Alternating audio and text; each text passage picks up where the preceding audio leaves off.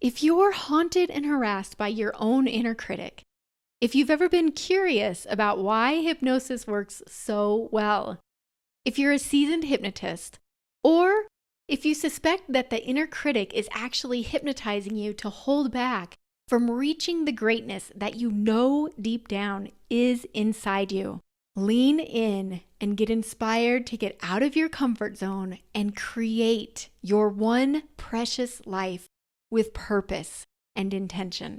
If you like this show, you'll love my powerful hypnosis audio, The Answer Room, because it gives you crystal clear guidance and direction and illuminates an ingenious way to make triumphant decisions, no matter how stuck you feel or how confused you were. This powerful hypnosis audio is my gift to you when you go to theimpostermonster.com. Again, that's theimpostermonster.com. Don't forget theimpostermonster.com. And yes, I'm done saying it. Thank you. Thank you from the bottom of my heart for listening. I'm Lori Hammond, and I'm truly grateful for you. Welcome, everyone. Today, I have with me Jess Fleischer. She is a two-time English kickboxing champion and a second-degree black belt. She is a hypnotherapist and the founder of I Am Fighting Fit, which empowers wholehearted health. As a person who has struggled with low self-esteem herself, Jess has a mission to speak on stages globally, inspiring and creating confidence in individuals who need it the most. And I am so excited to have you here today, Jess. You and I just very recently connected. I don't know a whole lot of your story, but I was intrigued, and I love the idea of getting to know you in a way that the audience can eavesdrop on. I wanted to have you here because I see you as an action taker. You're someone who said you've listened to some of my podcasts, and I know you've been influenced by Freddie Jacquin and others in this amazing community. And so I love the idea of just unpacking what has inspired you to take action. And I'm going to turn the floor over to you. If you want to just tell me about yourself, tell me what prompted you to reach out, and anything else you want us to know. Okay, well, I'll start by saying thank you. Thank you for allowing me onto your podcast, because it truly has inspired me as somebody who is still practicing hypnotherapy under Freddie Jacquin as part of the Jacquin Hypnosis Academy. And it was a couple of weeks ago now, a good friend of mine, Justin Saul, he's also practicing. He sent me your podcast with Carl Smith and told me to listen to it. So I did. And then I was hooked. And then every day I spend an hour walking around the woods to make sure I get time out, keep myself active. And I was listening to what everybody was saying, yourself, your guests, about that imposter monster, that stepping out of your comfort zone. And I have this mission to speak on stages globally, creating confidence in those who need it the most. And I thought, I wonder if she'll allow me on her podcast. If I don't ask, I'll never know. And that in itself was stepping out of my own comfort zone. But you won't become a champion if you don't step into the ring. So I decided to ask, and here we are today. So that's awesome. How I found out about you. And I find you incredibly inspirational. Thank you so much. And that's a big reason I wanted to have you on, because I know firsthand what it's like to be afraid and do it anyway. And that's actually how I felt when I reached out to Freddie Jacquin the very first time. I thought, this guy is like a celebrity in the hypnosis world. He's probably not even going to see my email. And it's so, if we never try, we're right back at the same place. If we try and someone says no, or they ignore us or whatever, we're back in the same place we would have been if we didn't ask. So I love that. I see that same willingness to do it, even if it's scary. And that's what intrigued me. So when you and I messaged a little bit, you mentioned that you're a kickboxer, and I think that is so awesome. I've always really admired strong women, like physically strong. And when I think I might have been pregnant with one of my babies and who are now in their 20s, I watched a movie called Girl Fight with Michelle Rodriguez. And I just thought she was I thought I want to be a kickboxer, but I like the idea of being punched in the face was too scary. So I never did. But tell me a little bit about what brought you into kickboxing and what you love about it.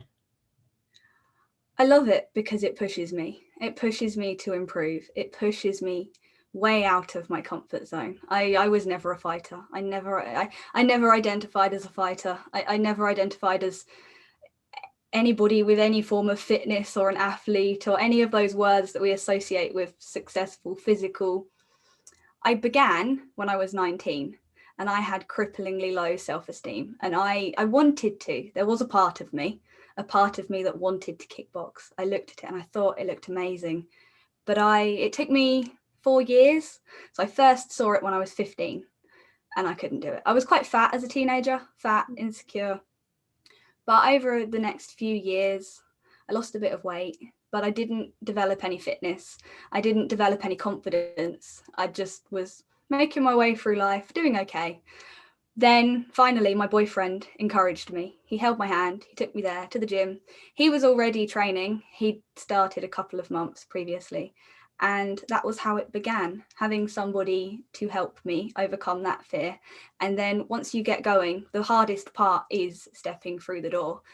And then you feel it. You feel that physical fear inside you. You have to overcome it. And then throughout the journey, it's a constant improvement. There's ups, there's downs, there's wins, there's losses. I had a lot of losses in the ring. I wasn't a natural fighter. I lost my first 5 fights before I got a win, and that was tough. That was tough to keep going. But luckily I had a fantastic coach. He's one of my best friends now. He runs the gym that I'm part of, Upgrade Martial Arts and Upgrade Training and Therapy. And he said to me when I was struggling, he said, "You're not a natural fighter, but you are a natural coach. You will go on. This will become part of your story and you will inspire others. Stay strong now. Get back in that ring. Get that win you deserve, the win that you work so hard for, and this will forever be part of you." And I'm so glad he said that to me at that point, because my motivation has always been to coach other people. I've been running a female-only kickboxing class for just over 4 years because I know how difficult it is to be the only woman in a male-dominated sport. It's scary. It's tough. So I'm there to offer that introduction to kickboxing in a safe environment, increase their confidence. And that's the biggest thing that most women get out of kickboxing. They come in anxious with low self-esteem and they leave with a greater confidence, a greater skill set. It's just fantastic. As well as the physical health benefits, it has so many mental health benefits too. I feel emotional just listening to this. It is such an inspiration. And I'm wondering, when you lost those first 5 fights and you said that your coach really helped you with that, do you remember the feeling that you had maybe when you lost that first fight or even the 5th fight, and what allowed you to rise up and keep moving forward? The first fight was awful. I'll do it in chronological order. Yeah. It was so tough. I thought that I'd trained enough, and I thought I had an idea that, oh, this is going to be tough, but it'll be okay. It was so much tougher than I expected. And I walked out, I wobbled out the ring. In fact, my legs were shaking and I fell into the arms of my boyfriend and I went, I can't walk. Like, I was so close to tears, and the pain, out of breath, the shock, the adrenaline rush, then the adrenaline dump. And I was like, I can't do this again. And he said, calm down, sit down, recover. You will do this again. You're resilient. You've got this. And we had some issues with the club and the club failed. I went traveling. I went to Southeast Asia on my own for a couple of months. Over a year, I was working and I wasn't really achieving a lot. And then I decided while I was traveling that I really need to go back to kickboxing. I really miss it. And it was my passion. It was what was keeping me going. It was my purpose for work. So I found another club. I dedicated really hard to my training. I got really heavily involved. I found these amazing teams of coaches, amazing teammates to support me, friendships for life. And I got into boxing alongside the kickboxing, really started to develop this skill set. And I thought, okay, I'm ready now. I'll fight again. And I got an incredibly tough opponent. It was on a mat fight. So it wasn't like in the nightclubs, the big ones that I built up to. It was a lower level, apparently. I fought her. I didn't give up. She kicked me across the face, gave me a nosebleed. And at the end, I remember her coach coming over to me and saying, "You're one tough cookie." So although I lost with a bloody nose, I felt a sense of achievement because I found out afterwards that she'd been training for 8 years to my 1.5 years, 2 years training. So that was an accomplishment. And I knew I'm going back. I'm going back in the ring. I'm going to train. I'm going to win. Another loss, one that I thought I won, but apparently didn't kick enough. So another loss. Then we made the switch to go full contact. So full contact versus light contact. Full contact is in nightclubs. It's 2-minute rounds instead of 1-minute rounds. And your aim is to knock each other out, opposed to technically win. At my weight and size, you do generally technically win on the judges' scorecards. You don't tend to get knocked out. It's not well, it is a real fear. Definitely, it's a real fear. But compared to like the big men, it's fairly safe. There are referees, there's a medical team, but it's that step up into the, oh, I'm playing big now. This is scary. But it made me switch on. It made me really, really focus on my training. And I really thought I was going to win that fight. And guess what? I lost. And I cried.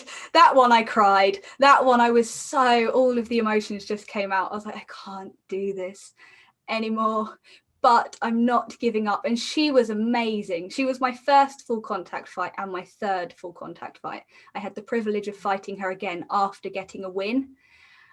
And she was just incredible. And that third fight, after winning a fight, finally I felt, yes, I've won. But I still felt a little bit of disappointment inside of me. That would be the perfectionism coming in, I think. Something which I've struggled with throughout my life. And then the third fight, I lost again to her. But I'd improved so much, so I had to go away and I had to take the positives and I had to reframe my thinking and think it's not just losses. Every loss you're learning, every loss you're improving. And that was how my fighting went until I became a champion, really. After that loss, I had another loss, which was hell. It was the worst fight of my life. And then I started winning. Finally, after a lot of losses, a lot of tough fights with some of the best women in the world. My last loss, the toughest fight of my life, she went on to become a 2-time European champion. She narrowly missed out on becoming a world champion. There is still a part of me that wants to fight her again. Oh, a little part of me. Yes. But she's gone on and she's done so well. But I've gone on and I've won my title fights. I've become a champion too. And I'm like, it wasn't that far apart, our fights. Yeah.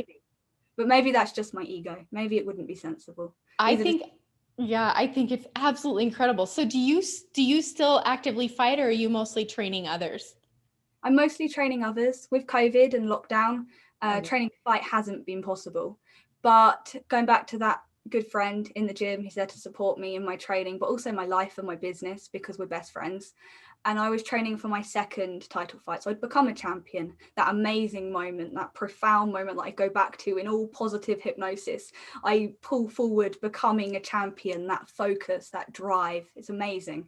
The second one, though, I was training, the nerves started to hit me, the pressure started to hit me of, I'm already a champion. What if I lose this one? What if that undoes the first one? How will I justify this? Okay, I know how to deal with loss. It's okay. That voice inside my head, but it's not okay. This is a title fight. This is becoming a champion twice over, but it undoes the first one. So I had to calm down. I also had the stress of starting my own business. So I'd gone self-employed at this point, and I hadn't realized how many hours it takes, how much work it takes. I thought, I'll be self-employed. I can arrange my own time. I can do this. This will be fine. And then it all hit me and I just started crying. He gave me a hug and he said, get this fight out of the way and have a break. And I was like, no, I don't want to fight. I am fighting fit. I do this. I'm a fighter and I'm a coach. I will succeed. I'll keep going. But lockdown prevented that. It answered the question for me. And then since then, I've had the time to reflect. And the way that my business is going, the way that my life is going, I'm not sure if it would be sensible to fight again, because it takes so much time, so much energy. And I genuinely am. I'm loving the hypnotherapy. I'm not going to stop coaching kickboxing, but I do it alongside everything else that I do. And that's where the speaking comes in. It's the same physiological response as stepping in a ring. You still get that fear. It's one of the biggest fears in the world, speaking publicly. So instead of becoming a world champion, I can speak on stages globally. And the positive impact that will have on people's lives is far greater than stroking my own ego to say, I'm better than an English champion, I'm a world champion. So truthfully, probably not. I probably won't, not at that level anyway, fight again. Well, I just see how your history has set you up to position you to be that global speaker. I can literally see you on stage as you're speaking, because a person who has overcome those physical challenges and learned those principles at such a young age, you're in such a great place to have that success. Will you talk to me a little bit more about what brought you to hypnotherapy and what you're doing with it now and how it's impacted your life? It's completely transformed my life. It's amazing. It's incredible. A good friend of mine, Justin, I mentioned him at the beginning. He'd been following the Jacquins for, I think it's been nearly 10 years, but hasn't trained under them. And he found out about this opportunity to train with them online, which through the Hypnosis Academy, it's an incredible opportunity. And he was talking to me about it, about how it would be amazing for me to have as part of my skill set, how he thinks I'd be good at it, how he thinks I'd enjoy learning it, because I love learning. And I ummed and ahed about it a little bit. I was like, I don't really know if I believe in hypnosis even. Is it really a thing? I don't know. I was like, then I decided, how can you dismiss something unless you give it a go? What's the worst case scenario? You try and learn it, you give it a go, and you decide it's not for you. And then you can, hand on heart, say it didn't work. But it's the complete opposite. Absolutely. I started experiencing it. And where we practice on each other, where I've got friends now who are hypnotherapists, I've been experiencing it. And it's helping me personally overcome traumas that I never overcame until now. I realized that I've spent my life fighting, physically, metaphorically, to get away from trauma which I didn't deal with when I was a child. Hypnotherapy is allowing me to heal from that. So I know how powerful it is firsthand, and I am ready to help other people transform their lives with it too. That's incredible. I felt the same way when I came to hypnosis. I thought, oh, this is kind of scary. I was raised in a very religious home, and I wasn't even allowed to watch Scooby Doo because there was hypnosis in it. And I thought that there was something kind of scary and evil, but I was so desperate. I was so desperate. I was willing to look into it. And I love what you said about how can you basically don't knock it till you try it. And for me, finally just being willing to look into it, and I feel like it is truly the most neuroscience based modality out there, because it really looks at how we wire in trauma from the past and uses reverse engineers that same process to let you release that trauma. Are you comfortable talking a little bit more? Just because I think people who have been through trauma themselves might really enjoy hearing, not enjoy, but resonate with your story if you're willing to share that. Yeah. So I grew up with both of my parents being drug addicts and alcoholics, and it was tough.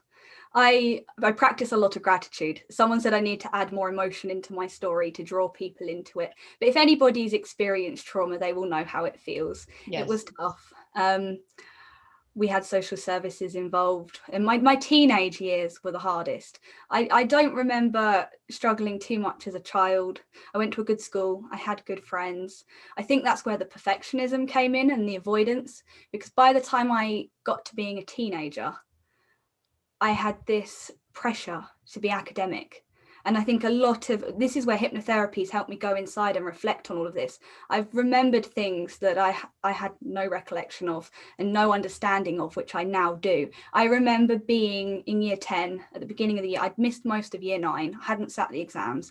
We had to sit an exam, and I got the lowest mark. So I got sat at the front, and we all had to write in our books how we're going to achieve a star. And I just felt awful. I don't think I attended another maths class after that, because I had the capability, but I failed in my mind. I wasn't perfect. I wasn't good enough, because the previous years to that, I was one of the best in the class. I was always achieving the top results. So I stopped going to school. I stopped attending. I didn't get any exam results. And I thought that was it. I have nothing left in my life.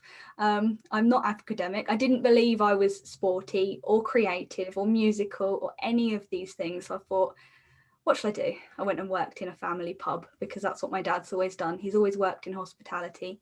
So I ended up working for him. But until I found kickboxing, I still carried on working in the pub, but kickboxing was the thing that began to transform my life. And I thought I was fine. I thought by the time I got to 19 and was kickboxing and I'd been working in the pub, had my own income, had my boyfriend, happy life, I thought, that's it. All these people that complain about trauma holding them back and suffering with anxiety and depression, oh, it's not really a thing. I'm great. I'm fine. I'm fantastic. I'm resilient. I'd been convincing myself these things throughout my life. The anxiety that fighting brought on was actually a mask of the fact that I live with anxiety. It was only a couple of months ago that someone said to me, I was going with shoulder pain, and I've had shoulder pain for about 9 months now. It has got better through practicing mindfulness, through hypnotherapy, through relaxation, through easing off the physical exercise and allowing it to rehabilitate physically and mentally. I didn't realize I was living in this heightened state of anxiety because I'd never relaxed. And she said to me, do you know how to relax? Not in a patronizing way, but she was guiding me to relax. And I'm like really, really, really tense all the time like this. And it's just, and hypnotherapy, I'm a really good hypnotic subject. I think it's just because I'm longing to relax, and it's learning that. Yeah. Allowing yourself to relax, allowing yourself to let go for that moment, being guided by someone you trust, and going back and where it speaks to the subconscious mind. I didn't pick the things that I chose to look at. I really, really like the time machine, and I really like timeline therapy. I'm really interested in it because it's allowed me to go back and see parts of my past that I had no memory of, and I had no realization that it impacted me for so long. Like when I was really young, 6, 7, comments. I remember being in the pub being told that I have no rhythm and I can't dance. Even my baby brother had better rhythm than me. So I didn't dance after that because I believed that I have no rhythm and I can't dance. Who says that to a 6-year-old? Right. So yeah, it's really, really helped me. I'm still working it all out, but tough upbringing, tough teenage years, okay, adult life, but hypnotherapy is allowing it all to just heal.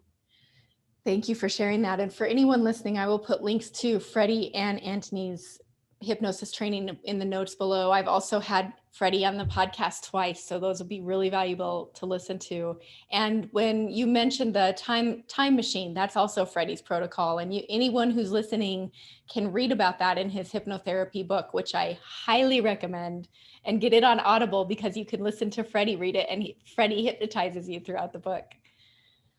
Okay, this is so incredible. I am so happy that I said yes when you reached out to me. I feel like you're unlocking that part of me that for me, it was like a 20-something watching that movie with the girl. I don't even remember now if she was kickboxing or it was another form of martial arts, but there is, when I was a little girl, I remember pretending to be Wonder Woman and really, truly believing I could be Wonder Woman. And I think we all have locked inside of us this part of us that knows what a beautiful impact we can have on the world and the life of passion and inspiration that's available to us. And so few people are brave enough to step into it.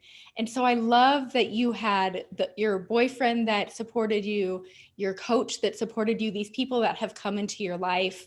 And anyone listening, if you don't feel like you have that person, let Jess and I be that person for you. We're recording this podcast for you. I'll put Jess's contact info below if you want to reach out to her. You know how to get a hold of me. This is so awesome. Okay, I'm going to peek at my notes and see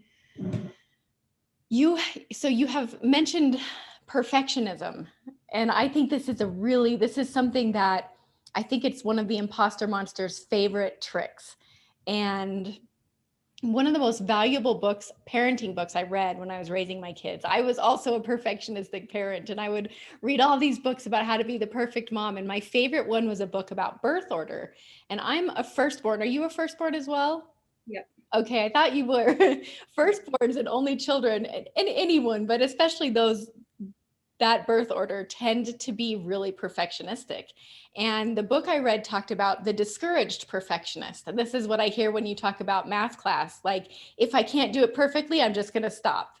And so it was so enlightening for me to understand that perfectionism, I had kind of bragged about it before, like I thought it was awesome, to realize that it's an opportunity to be flexible and release some of those high standards. And I really think that high achievers are people who have released perfectionism and been willing to do it anyway. So will you just talk to me a little bit about your journey past perfectionism?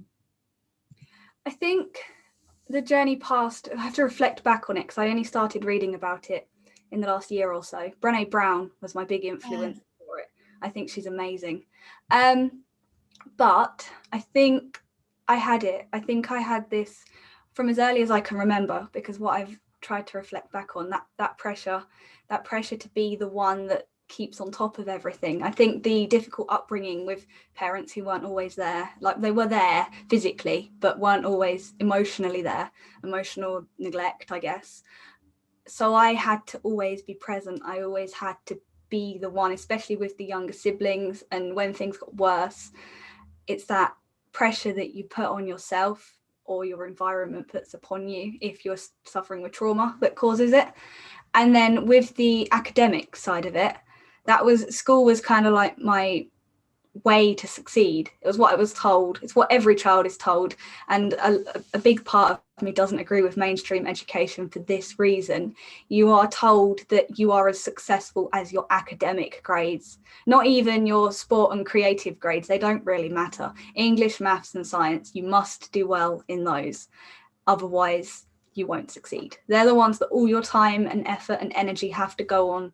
They're the ones that you have to perfect. So that's what I was doing until it all got too much and I avoided it because I couldn't keep up that perfection, which I'd worked so hard for.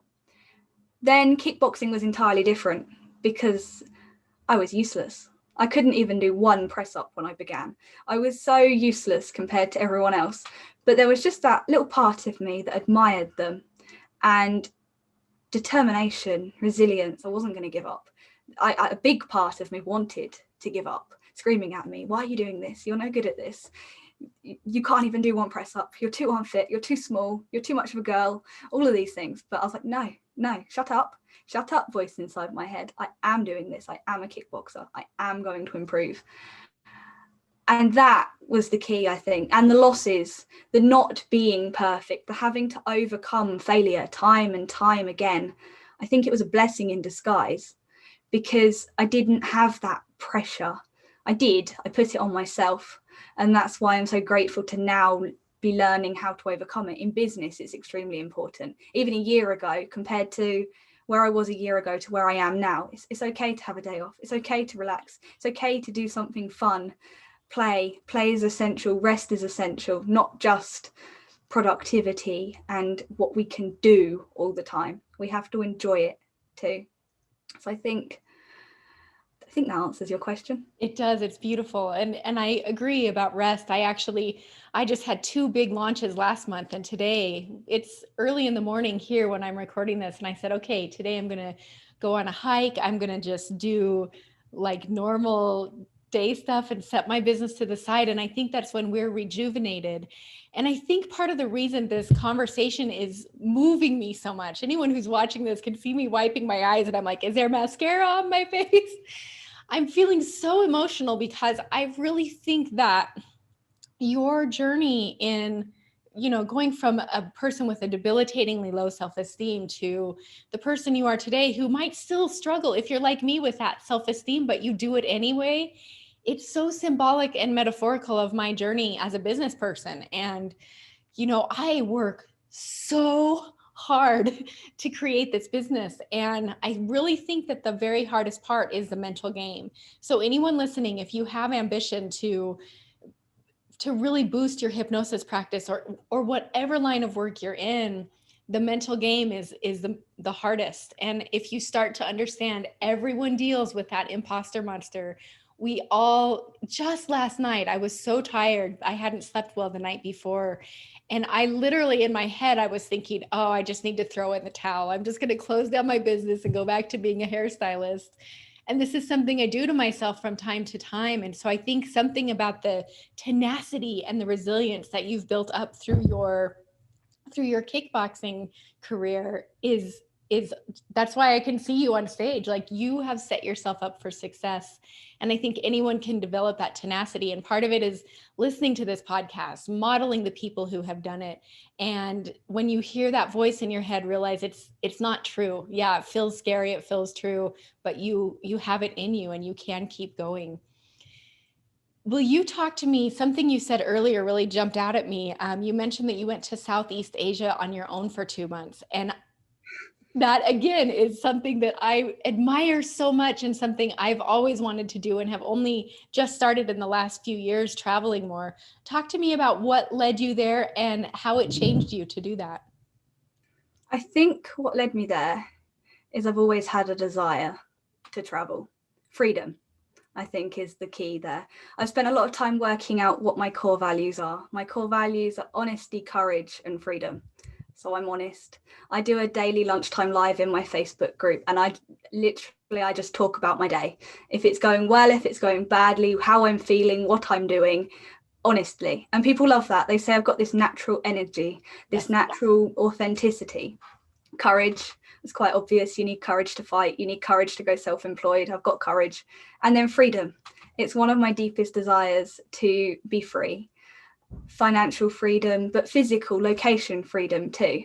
And I had savings because I'd always been working really hard in the pub. And so although it wasn't the best pay, I was the front of house manager and I was doing okay. I was working very hard for my income, but I wasn't fulfilled. I wasn't going anywhere. I had worked my way up through a small family run business to become the front of house manager. And that was it. That was the top level, really. And kickboxing, the club had failed, so I'd lost that. And I didn't really know what to do. So I went to Europe a couple of times, each time stepping out of my comfort zone a little bit more. I went with a friend, then I went on my own. And then I thought, well, what am I going to do? I really, really want to go to Thailand. I really want to. So I spoke to my boyfriend and he said no, he wasn't going to allow it. And so then I had to make a really tough decision. I was like, we're going to split up. So I flew out on the 6th of January. We split up just before Christmas. I still had Christmas dinner with his mum though, because I didn't want to break her heart. That was awkward. And yeah, I went out on my own. I got on a plane to Kuala Lumpur in Malaysia. And a couple of weeks later, we got back together, me and my boyfriend. It has a happy ending. We're still together now. And we're stronger than ever now. Constant ups and downs as relationships have. Nothing is perfect. But I actually think going self-employed, relying on each other, opening up about vulnerability and communication has been essential. And again, it's tough, but we're stronger than ever. And with regards to freedom, I dedicated to kickboxing, which prevented me from traveling. But there was still part of me that knew that I will go traveling again, but I want to become a black belt. I want to become a champion. I don't want to let my class down. I don't want to let my gym down. And I had these fears holding me back, but also real things that I need to dedicate to. Otherwise, I wouldn't have achieved what I have. So it was important. And then this year, the beginning of this year, I realised I flew home on March the 23rd. So before lockdown, although I think lockdown began around that date, I set the goal that by March the 23rd, 2025, I will be in Thailand again. I will not just be on holiday in Thailand. I will be running retreats in Thailand. I will be speaking in Thailand. I now don't want to run the retreat. I've done some mindset work on this and I thought I don't want to actually run it because I don't want to be part of hospitality anymore. It's hard work. Mm-hmm. I want to be a guest speaker there, a guest kickboxing coach, hypnotherapist, inspirational speaker at this retreat in Thailand. And 5 years is long enough away that the world will have returned to some form of traveling normality and we will be out there. If you're out there as well, Laurie, that would be fantastic. I was going to say, I want an invite. You let me know when this is happening and I will be in the front row. Let's do it. Definitely. So that's why I went. And then, when I was out there, it was great, really. But it was missing something. It was great, but after a while, I got to the point where I was like, what am I doing? I'm just going around eating food and seeing another beach. transition. So in the future, I really want to combine that, taking time away from my life, but also using it as time to reflect upon myself, improve my personal development. So before the retreat in 5 years' time, I want to go on holiday and I want to write a book, for instance. So I want to take that time out of the day-to-day running of my business and schedule it in a holiday, but a personal development holiday. Oh, I love that. Tell me real quick, I should know this, but where are you located? I'm in the southeast of England. Okay. South of London on the coast. Okay. I know when I've traveled, the little bit of travel that I've done just in the past few years, because I had never hardly been out of the state at all, except for little road trips with my family. And I tell people it's like I had this gypsy trapped inside me because I just want to see the world. And the couple times that I've been to Europe, there's some scary things when you travel, especially if you don't speak the language, if you don't understand the transportation. There can be these moments of, oh shoot, I don't know how to do this. And I think moving past that is also something that generates resilience inside, as we realize I was in this scary situation, there was nobody to help me, and I figured out how to get through it. And it helps you change on an identity level, don't you think? Absolutely. And you're on your own, but you connect with other people out of necessity. Mm-hmm.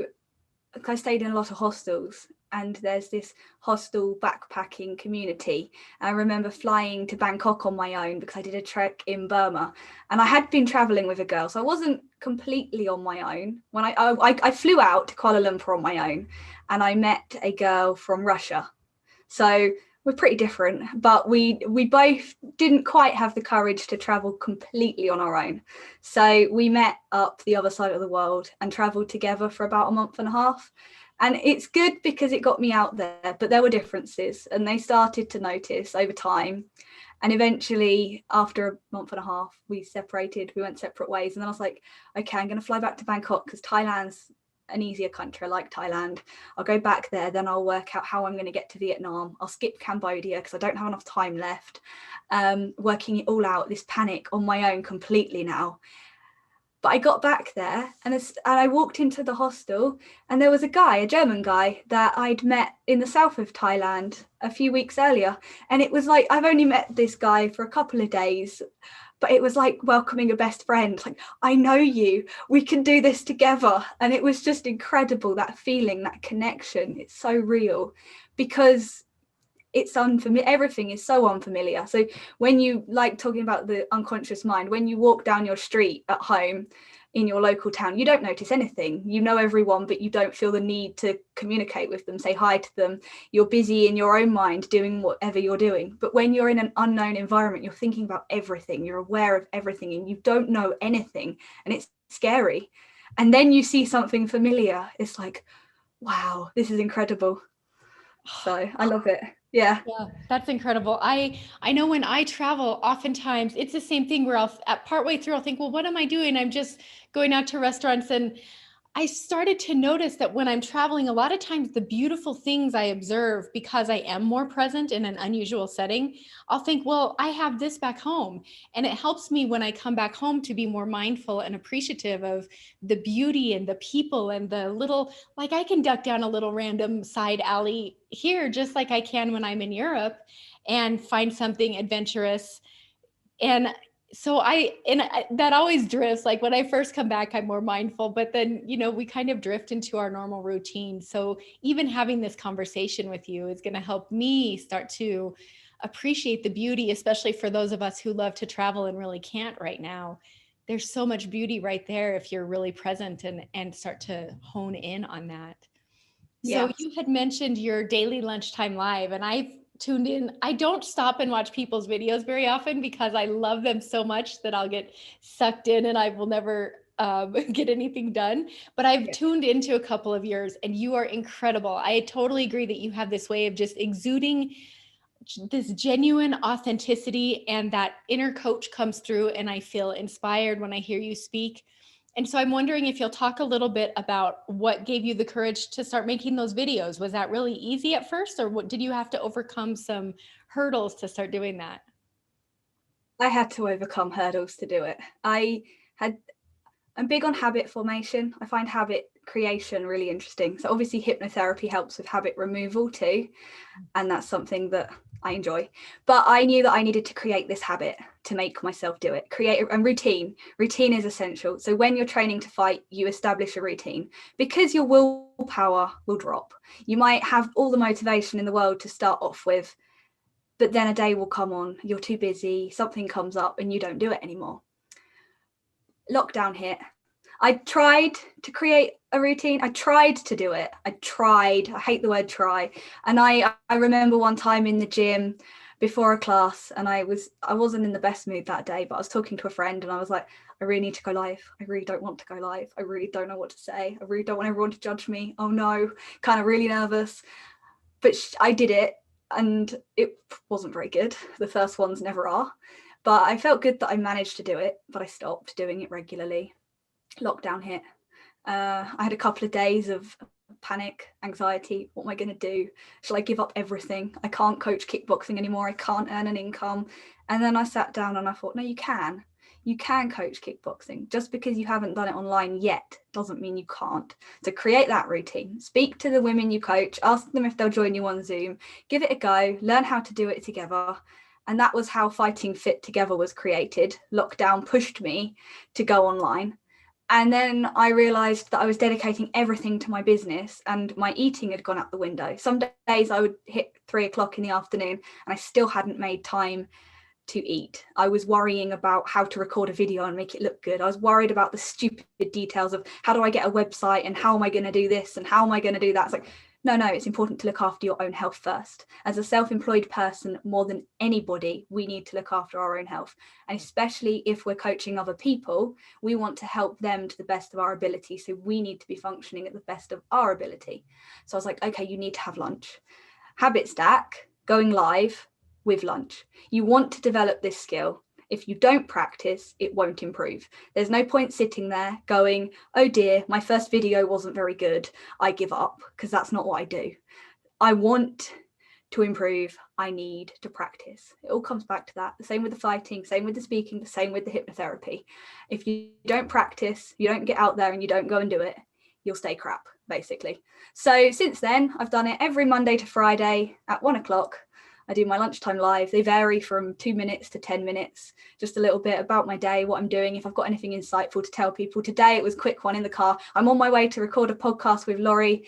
I'm a little bit nervous. I'm stepping out of my own comfort zone, if I'm being completely honest. But if I can do it, you can do it too. There we go. And that was it. Short and sweet. So that makes me so happy. I really, really think you have said something key that I want people listening to really internalize. And this is the idea of habits and routines and putting your health first. I was jotting down notes as you were typing. You mentioned the term habit stack. Will you talk to me a little bit more about that? So habit stacking is, I read it in Atomic Habits by James Clear. I'm sure it's not an entirely new concept, and I was doing it before I read about it. I just didn't have a name for it. It's where you take a habit that you currently do and you stack a habit that you want to create onto that habit. So it takes the conscious decision out of the process. So when you get up in the morning, if you make yourself a coffee, you can habit stack something. I habit stack writing my morning gratitudes in that gap where the kettle's boiling. What do we do? Mindlessly scroll Facebook, probably, is my guess. So remove that bad habit and put in a positive habit. It could be gratitude. It could be doing press ups. One that I recommend to people quite a lot when they say I can't do press ups. I've been there. I know what it's like. I know how you have to build that physical ability. So use your kitchen side. It's about the perfect height. Do some press ups against it. That builds the strength. And if you start doing that every time you boil your kettle, if you drink regular cups of coffee or regular cups of tea, you will build that strength over time. And before you know it, you will be able to do press ups without changing anything. You don't really have to make big changes. Yes. I so love that you said this. That yesterday on my group call, I do group calls in my Weight Loss Without Willpower program every week. And this was our topic. And so I learned this from BJ Fogg, who wrote a book called Tiny Habits. And it's the same thing. And this is how I developed my workout practice, is just every morning, my routine was after I go to the bathroom, I'm going to do 30 seconds of, I'm going to move my body for 30 seconds. So it could have been 30 seconds of jumping jacks or squats or push-ups, which in the US, push-ups, in the UK, press-ups. But these little tiny habits, and this is such a great way also to counter our inner perfectionist, because we're just doing tiny little bite-sized chunks, and it's something that's doable. And over time, that compound effect is just absolutely phenomenal. I love that you brought that up. That is so incredible. This has been so beautiful. And I feel like I'm looking at the time and it's been less than an hour. And I feel like I have just gotten this master class in taking action. Is there anything at all that you would want the listener to understand about you, about their ability to move forward? Anything else you want to share before we say goodbye? The majority of listeners of this podcast are just starting out on their journey, aren't they? I think many of them, yes. In that case, I've got a story to tell them. The story of Michael. So I'm practicing, and today I've got the really good news that the guy that I worked with, he now no longer has a coffee drinking habit. I hypnotized him and I removed that habit. So that's the happy ending of the story. But I messed up. I messed up big time. Luckily, I was practicing and he was very good about it. His name's Matthew Barnes. He's my hypno buddy at the moment as part of the Jack Quinn Hypnosis Academy. And I called his subconscious mind Michael. So I was speaking to the part that runs his coffee drinking habit, Michael's subconscious mind. So I got it completely wrong. But I ran the session.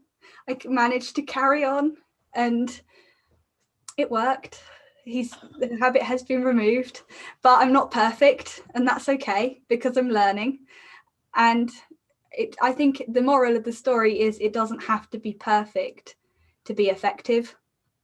Yes. And yeah, I'm constantly learning. And as every time I practice, my confidence increases. And that is the feedback that I get from everybody that I hypnotize. I'm a very confident hypnotist. I think that is because I can anchor the confidence of a champion, because I've experienced it in the ring. And I had to spend a lot of time working towards it. So I called my business I Am Fighting Fit, because I used to scream at myself. My head, that voice inside my head would scream, I'm not fit enough, I'm not fit enough, in this state of panic, losing fights. So guess what? I wasn't fit enough. It was only when I reframed that thinking that I am fighting fit, I am a champion, and I turned up and I was ready to win. I knew that I'd done all the fitness I needed to do. Physically, I hadn't changed a lot. I just mentally improved, stronger mindset. And that was how I became a champion. And I can take that now into my hypnosis. And I know that I metaphorically am a champion hypnotherapist and inspirational speaker. I don't have to spend those 5 years of losing and being punched in the face to get there. I know that I can anchor that confidence. And I also now want to anchor that confidence into other people. The things we say to ourselves are so powerful. And for you just to simply change the voice in that head, I tell people, two things can't be in the same place at the same time. So if you're telling yourself, I am fighting fit, I am fighting fit, then that voice that was saying you're not fit enough can't fit, because your head is full of that positive, powerful voice. You mentioned anchoring. Will you just talk a little bit about how you do that and how people who are listening can do the same? I'm not actually that confident at anchoring. That's a great question to ask. We can discuss it together. But it's where you can visualize a memory where you felt a feeling really strongly, a really powerful one, and you can create a motion. So the most common one is with your fingers. And so then whenever you do that motion, you draw back that feeling. And you can do it wherever you are, however you're feeling. I can actually do it without any physical. I can just take a breath in, feel what it felt like to be there, relax my shoulders. That's a key. Maybe that's the anchor for me. There we go. I've created the anchor of relaxing my shoulders. And that's how I visualize being a champion. I love that. That's brilliant. I'll share really quickly. I talk about the 3 B's, and the 3 B's are breathing, body language, and beliefs. And all beliefs is the voice that's in our head right now. And when you change those 3 things, I really think it's the most powerful form of self-hypnosis in the whole world. And I don't think it clicked for me until just as you were speaking that changing those 3 B's is in and of itself an anchor. So if you notice, I've been teaching people, Andrew Huberman, a neuroscientist, teaches the physiological sigh. So anyone listening right now, do this with us. So it's 2 breaths in with a sigh. So if you've ever seen someone who's been crying really hard and they start to calm down, they'll often go, and that offloads stress chemicals from the body. It offloads the cortisol, the adrenaline, and puts you into the parasympathetic nervous system, which is the rest and digest. And so then if you just simply, like you said, Jess, imagine, maybe that a string is pulling you up from the top of the head and it's letting the rest of your body just relax and align, and those shoulders relax. And then you say to yourself, I am fighting fit, or whatever something is that just means powerful forward momentum. For me last night, I was doing this when I was thinking, I just need to close down my business and go back to doing hair. I was telling myself, I am making a difference. I was thinking about all the people that are leaving testimonials in my current launch that I'm doing. And, we have the power to change those things in our lives. I think you just brought something back in my memory. I think embodiment is powerful too, because the way that I warm up now before my last 3 fights, the ones I've won, I shared a changing room with the girl, the fighter who beat me in my final loss, the horrible fight. But she's not a horrible person. She's a fighter. She was there to win. She's fine. She's respectful. And I watched her warming up, and I watched the way she moved and the confidence that she had created. But she wasn't confident, and I saw it. When I fought her in the ring, she was hard as anything. Absolutely nothing fazed her. But I watched her warming up with her headphones in, looking nervous, but dealing with her body language, dealing with those emotions that we all have to deal with. They don't go away. They don't ever go away. You learn to manage them better. But that fear response is there when you're stepping out of your comfort zone. And I watched her. And then since then, I've had this ability to almost embody her, because I lost so badly to her and she hid it so well while I was in the ring. I didn't realize at the time that actually she was struggling with the same emotions before walking out. But if she can do it, I can do it too. And I sort of I guess I copied her patterns, but put my own take on it. And it's all about standing up tall, rolling your shoulders back, hands relaxed, and then on your toes. So if you're a boxer or a kickboxer, you'll know what that means. It just means you're sort of light moving about, warming up, instead of tense, really big, powerful punches like you see some men doing, like, thinking like acting really big. It's like, actually, no, just relax. And with that calm comes that confidence. And that was how I became a champion, going out into that ring, relaxing my shoulders, being light on my toes, looking across the ring at her, as I had happened to me when I lost, just letting her know, I'm going to win. I'm confident that I'm going to beat you. And in my head, I was like, I'm here to become a champion. Even though moments before, I'd been like, oh, I'm really nervous. But no, hide it, embody that confidence. That is who I am. I think that's powerful. That is powerful. And I think most training hypnotists, one of the first things we learn is how important it is to be confident and what's in NLP we call congruent. And I think sometimes we think we have to really be that confident, but the truth is we can embody a person who has that confidence and show up. So for me, I trained with Mike Mandel, and I would just go to my appointments as Mike Mandel. And when you let yourself embody another person, it's really not faking it till you make it. Rather, I think that it's unlocking that resource that is inside you. There is a confident part of you. And when you let yourself embody a person who models that for you, it allows you to step into it yourself. I'm so happy you brought that up. I heard Freddie on your podcast as well. And one of his quotes, I think he was quoting Erickson, but I'll quote Freddie because that's who I heard it from. And it was when he said, I have my doubts, but I don't doubt my ability to keep my doubts to myself. And then you realize that Freddie's doing it too. Fred, you're doing it too. I hear your podcast, but I've heard you say, I got nervous before I asked Freddie. Yeah. We're all doing it. We're all out there. We're all doing our best at what we're currently doing in this moment in time. We're all good at what we do. We're all the best we can possibly be, but we all feel it. We all have that voice inside our head, and it's that ability to keep it to ourselves, quieting it, and show up with that sense of purpose. And that's how we overcome it. Making sure our purpose, our why, our North Star, whatever it is that drives us, and as therapists, coaches, that will be to help others. In some way, we will be improving the lives of others. And that purpose, that's what inspires us when it gets tough. That's why you're not going to go back to becoming a hairdresser. That's why I'm not going to go back to working in a pub. I've felt it, except the pubs are shut, so I can't. But we have that purpose within us, and that will keep us strong. That will keep us stepping out of our comfort zone. Absolutely. Absolutely. This is so brilliant. I am so incredibly grateful that you reached out to me. This would have been such a loss for me and for the people listening if you hadn't. So thank you from the bottom of my heart for reaching out. I'm so emotional. This is like the coolest interview. Jessica, before we say goodbye, will you tell people how they can reach out to you if someone wants to work with you or receive coaching from you? And I'll put the notes below, but what's the best way to do that? And how do you work with people? So there's a couple of ways. I'm growing my Facebook group. That's where I do my lunchtime lives. And then you can either link that below, Laurie, or on my website, www.iamfightingfit.co.uk. That's my main website. And then it needs updating though, always. I think everybody new in business says, oh, it needs updating though. It's on the to-do list. But the thing that I'm most proud of at the moment is my membership site, my Fighting Fit Together. It's my community. It's the heart of what I do.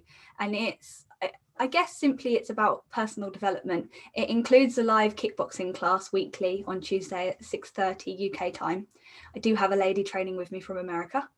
And it includes a monthly group coaching session on mindset or nutrition, or a combination of the two, often about creating healthier habits and identifying areas of our lives, our motivations, and what we're working towards, but coming up with solutions together, supporting each other. And we do a monthly book club. So we pick a book of the month and we meet up weekly to discuss the book, how it's impacting our lives. It's another way of self-reflection as part of a community. So another way of offering support and advice and looking at different perspectives, because we all read a couple of chapters of a self-help, personal development, whatever book it is that month, and we all take it in slightly differently. So it's really interesting. I didn't realize I was going to love that part of my membership as much as I do. I thought it was going to be predominantly focused on the kickboxing, but the book club element I'm also very passionate about as well. And then also there's going to be the hypnotherapy, but that will be on a one-to-one basis. Okay. So I've got people lined up to offer hypnotherapy too. I'll have to get that on the website quickly. When is this coming out? You tell me when you're ready and I will have this podcast ready. Well, I don't have hypnotherapy services on any website yet. Okay. If it's any time soon, if it's in a few weeks, then I'll get them on the website. But if not, message me and okay. I can communicate with people directly. They don't. Are you comfortable giving us your email address? Yeah, it's jess@iamfightingfit.co.uk. Okay. I think just my website too. Okay. So if you want to get that up, great. And if not, I think the fact that we're talking about doing it imperfectly will appeal to people and they'll understand. I know my website is always a work in progress, and I've had it on my to-do list for like weeks. Update your homepage, and it just keeps moving and moving and moving. But I'm doing things that I think make a bigger difference, because I think hypnotists, anyone listening, and I might just leave all this in here because I love it when people can see the raw conversation. When so many people wait to build a perfect website before they launch their business. And I'm telling you, my website has gotten me almost zero business. The people who come to me, I send them to my website. They come to me through Facebook or referral or all these places, and then I send them to the website. And by then they already know me, because like you, I make videos. So these videos are building rapport with people. And so because they already know, like, and trust me, it's okay that my website is imperfect. So stop waiting to build the perfect website and start getting out there and sharing your gift. Yeah, I definitely think leave it in. I like it. Good. I'm so glad. I think it's important to acknowledge that it's not perfect, and it doesn't have to. It changes. Like, I was happy with it a few weeks ago, and I didn't know that, I need to add hypnotherapy services on there now because I'm offering them. And but at the moment, I'm offering them in my Facebook group to people who need my help right now, because we're just going into lockdown again, and I don't really need it on my website. And somebody explained this to me, a marketing guy, how you have your bronze, your silver, and your gold. Your gold is serving people, helping them, offering them therapy, speaking, this podcast. If I wasn't here talking to you now and I was sitting at home putting hypnotherapy services on my website to make it perfect before I spoke to you, would anybody be booking those hypnotherapy services? No. Because I'm here now doing this, and then I will be going and I will be helping people, they will then tell people, and are they even going to look at my website? Probably not. And so it's not a gold priority. It might be a silver one, but probably not. It's probably a bronze priority, because I say silver's the podcast. Gold is actually running the sessions and changing people's lives. Silver's talking about it, getting to know people. I heard one of the analogies that you used about Facebook being like inviting people into your front room. So my Facebook group especially, and my personal profile, that's me inviting you in to get to know me. I don't expect you to buy from me, use my services until you know who I am, until you feel comfortable around me, until you're ready for that. And my website is like the billboard down the road. Like, you can look at it as you walk by, but you probably won't take much notice. It's got my details on there. And if you really want to book through my website, it will be on there. But come and get to know me. Come into my front room, join me on Facebook, come and speak to me, send me a message. That's how you'll know if we connect or not. This is so beautiful. I'm learning from you, and anyone tuning in, what Jessica just shared, please take it to heart. This is pure gold, and this is what will actually move you forward in your business. So I'm so grateful to you. This has been an absolutely beautiful start to my day, and I want to stay connected with you. Let me know what you're doing and how I can get the word out there. And I cannot wait to watch you absolutely skyrocket forward. I know you are going to do great things and are already doing great things. So thank you so much, Jessica, from the bottom of my heart. Thank you for being here. Thank you. Thank you for having me. I just realized. Okay, so go ahead and tell me what you were going to say. So the power of I am, and accepting that I am an inspirational speaker. And I was speaking to a guy, again, part of the hypnotherapy training that I'm doing with the Jacquins. His name is Young Abundant on his followings. His name's Jay. But he said, as soon as you embrace the I am a speaker, that's when you become it. If you're practicing speaking, it's like, well, what am I doing now? I'm on a podcast, I'm speaking. But I prefer the term inspirational speaker over motivational speaker. I didn't know why, but it was what in my gut I felt was the right term, even though motivational speaker is the more popular one. So I went and I did a little search on Google, and Simon Sinek came up explaining the difference between motivation and inspiration, and how motivation is actually very external. It relies on an external reward or fear. So when we are motivated, we're working towards something we desire, or we're working away from something we want to prevent. But motivation is affected by those external factors, whereas inspiration comes from within us. It's a feeling, it's a desire, it connects back to our purpose. So when we're inspired to make change, we don't have to be motivated. It's possible to be inspired to do something even when we're not feeling like it. Even when we're not motivated today, we can't see the external reward. So we might be practicing, we might be learning, reading, developing something. As a hypnotherapist, we might not feel like it today. We might not have that external motivation to go out there and read another hypnotherapy script.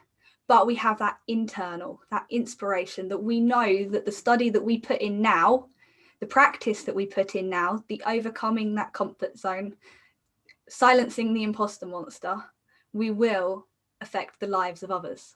We don't need that external factor.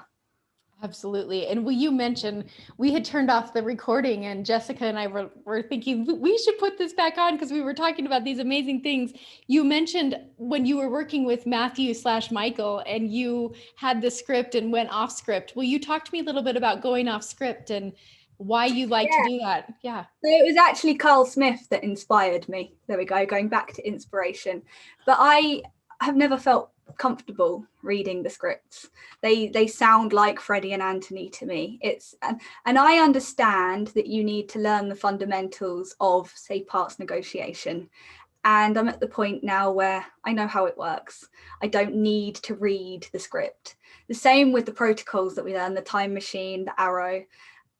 I don't need the script for them anymore. It's easier to read the script because I don't have to rely on myself. I don't have that fear of getting it wrong because I'm just following the script. And I could justify that in my mind. I could say, that's okay, I'm learning, I'm practicing. But actually, I am a hypnotherapist in my own right. I'm learning under them. And some of the phrases that I use will sound like them, but 95% of it is now my own. And the feedback that I have had from the sessions that I've run so far are that I have this confidence in how I deliver my sessions. And I think that is because I have allowed myself to step out of my comfort zone and put in my own phrases, I'm not following a script anymore. I'm being me. I am changing people's lives. I'm not just reading a script. And I think that is important. And I think it is, like, I think I even used the example a minute ago in the motivation, learning another script. But if you are holding back from getting out there and practicing, you don't need to learn another script. You need to trust yourself. You need to have a faith in your own ability and know that you know it. And your voice is the one that they need to hear to guide them through hypnosis. And go out there and start practicing before you have that, because the only way you get that confidence and trust in yourself is by doing it, and doing it even though it's scary. Yeah, even if you get their name wrong, it's still Yeah, I was saying, I think I've messed up in just about every session. I mess up in some way. So if you're waiting to do it until you can do it perfectly, you might as well go do a different career because you're never going to have it just right. It's okay to do it imperfectly. And when you, like you said, when you understand the principles underneath the different protocols, and you can't understand them, tell yourself, I can understand this. What is the principle underneath? And your unconscious mind is going to unlock it for you as you're looking at that script. And then you can just go off script. So I heard this term patter a while back, and it's like these little, to me, Freddie always says, as he'll talk about on a cellular level, on a molecular level. And so I've adopted these little, like, I have these little Freddie patterns and these little Mike Mandel patterns and Carl Smith patterns, and like just little phrases that I'll use here and there. But I don't do the scripts. Sometimes in a group session, I'll create a script or bullet points for my session. But on my one-on-ones, I let my client give me the script when they talk about what they want, and I'll repeat that back to them. And it's just, when you learn to trust yourself, and the only way you're going to do it is by doing it. Just start to trust yourself. That's where the magic happens. I've actually come up with my own. I want to hear. I would love to hear if you want to share. I've been thinking about this. It kept me awake last night. I was like, oh, do I or don't I? If I do this on a podcast, how many people will hear it? But as I am all for stepping out of my comfort zone, and this is all about stepping out of your comfort zone, I guess I'll give it a go.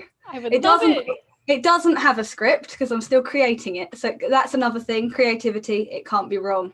So takes only a couple of minutes, and you will feel fantastic after this.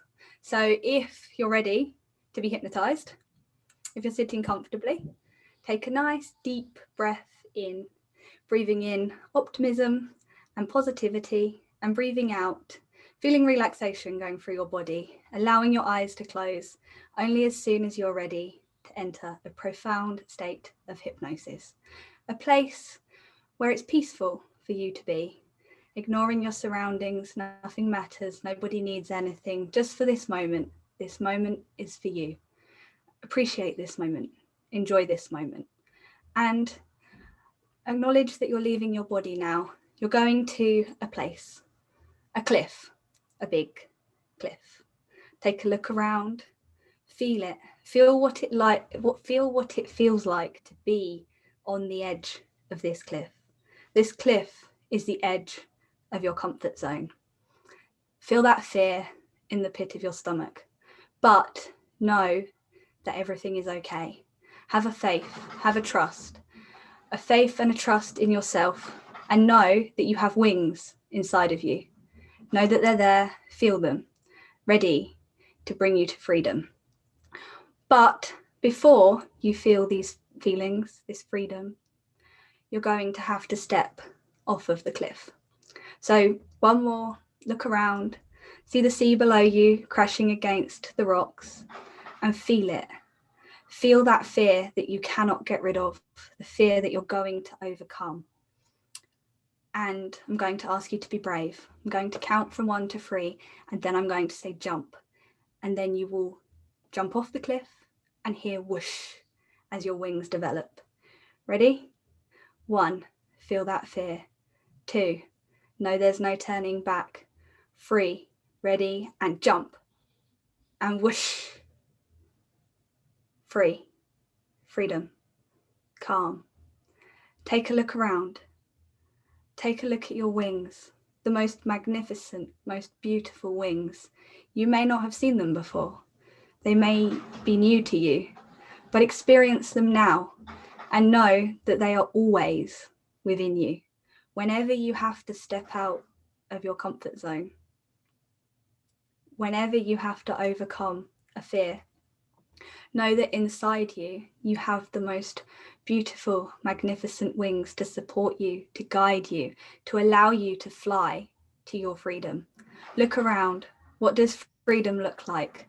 Feel it, fully embrace it, and take that feeling with you. Take it inside you and know that you can access that feeling. All it takes is a split moment of fear, jumping off of that cliff, and that will never go. That moment, but it's worth it. Look at the beauty, look at the scenery. This is your world. This is your freedom. Take it in one more time. Take one more look at your wings and feel it. Lock it in deep inside you, but ready to allow you to float free, flying into your freedom whenever you need it. And only as quickly as you are ready to bring that back to you, back to your physical body, back to the room, but knowing it's always within you, that confidence, that calm, floating freedom, you will allow your eyes to open. That was incredible. Did anything cut out? It said the internet went unstable. And Oh, I was no, like, oh, no. I heard you the whole time. It didn't cut out for me. So, and I'm sure Okay. we'll be good on the recording, but I felt like I could feel the wind on my face. I could feel the expansiveness. When you said, look at your wings, I saw like these massive iridescent, just beautiful. And I just like, to anyone listening, can you imagine if Jessica had stayed in her comfort zone as that little 19-year-old girl and never done kickboxing? Can you imagine if she had stayed in her comfort zone and never reached out and said, can I be on your podcast? Or if she had stayed in her comfort zone and not shared that potentially life-changing protocol that you just did with us? Like, I feel like for me now, when my imposter monster screams in my ear, I'm gonna, all of a sudden those wings are just gonna sprout and I'm gonna feel the breeze on my face and I'm gonna see the view from up here. Like, it's scary getting up here. And like you said, that voice, it doesn't go away, but I've learned to make the voice something that where I can say, okay, yeah, I see you. I'm scared. Here I go. And just do it anyway. Well, I'm glad I did it. Me It wasn't too. perfect. There were a couple of bits where I was like, oh no, you got the words wrong. And then I was like, it doesn't matter. Nobody knows. And I don't even know what the words are because I'm creating them. And on that note, I want to say where it came from, the inspiration for this protocol, I guess. Yeah. It came from Kurt Vonnegut and his quote, we have to be continually jumping off cliffs and allowing our wings to develop on the way down. So he's an American writer, and I was doing some research for a mindset masterclass that I was running on stepping out of your comfort zone. And back then I just read the quote and said, this is an amazing quote. But it somewhere in my brain, it registered that could actually be quite profound and I can turn it into something. So I'm just using creativity. And like I said, there's no right or wrong answer. It's not quite the arrow technique yet, but one day I'll be teaching it all around the world. Yeah, I think it's pretty awesome. It's transformational, and I love the simplicity. I love how you made me truly feel and experience being on the edge of that cliff and soaring above, and those wings that are inside me just coming out at the perfect time. Oh, thank you. I'm glad it worked, because I haven't experienced it myself. Well, when this podcast comes out, you'll have to sit and listen to yourself hypnotize yourself. Or share it with someone and let them do it. I would even do it with you. So thank you. This is so awesome. Thank you so much. I'm so grateful for your time. And is there anything else you want to add before we wrap up in real life? I think the last thing that came into my mind when we turned the record off, and I thought, oh, I didn't say that. Becoming a hypnotist or becoming a hypnotherapist, we're always seeking that one more script, one more diploma, one more, maybe it's even one more practice session before we charge for the value that we are providing. And you don't have a definite, but even if you are given a definite, I became a black belt. And the first day that I stepped into the gym with a black belt around my waist, I tied it up and I stood and I looked around, and I had this voice inside my head that said, you're not really a black belt, you're just you. Like, people might realize that you're not actually a black belt. So it's always there, even if I know that and now I'm a second degree black belt, and I'm so much more confident in my black belt abilities than I've ever been. But to begin with, I felt like an imposter black belt, even after spending 5 hours proving that I was a black belt.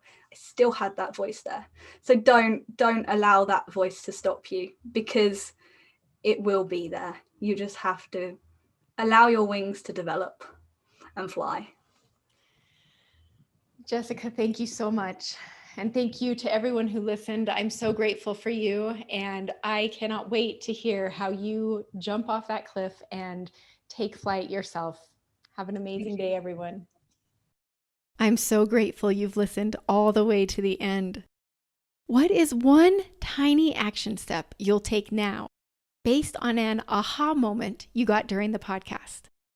Maybe that life-changing action step is to come accept the gift I have for you at theimpostermonster.com. Head there right now to get your powerful hypnosis audio, The Answer Room. That lets you make important decisions and get crystal clear about your next step forward on this path of purpose in your one great and precious life.